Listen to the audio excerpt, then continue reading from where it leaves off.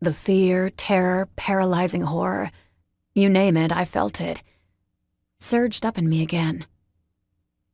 Mason was leaving for college today. This was the day that would start my most challenging year ever.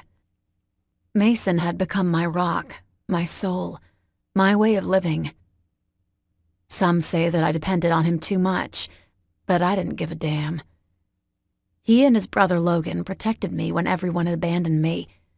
If Logan did love me, everything would be destroyed.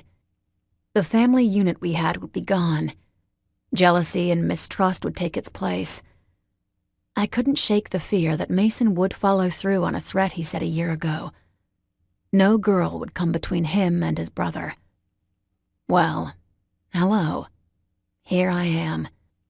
He opened his eyes, and it was like he'd been awake the whole time. His green eyes looked right into me like he always did, immediately alert and focused, and he reached over. Trailing a hand up my arm, he tugged the blanket down, then curved his hand around my waist. He pulled me down and asked, "What's wrong?" He positioned me so I was laying on top of him, and I just savored being with him. Mason Cade was beautiful to look at and even more beautiful to touch. He was all muscle, so solid and powerful, all right beneath me. He was over 6 feet tall, sculpted broad shoulders. His back was contoured and his muscles tapered down to a trim waist, making him look like a perfect specimen. With black hair cut in a crew cut, chiseled cheekbones, a strong jaw, and a perpetual smirk that tugged at the corner of his mouth, he could have been a model. He wasn't. Instead, he was the future star wide receiver for Kane University's football team.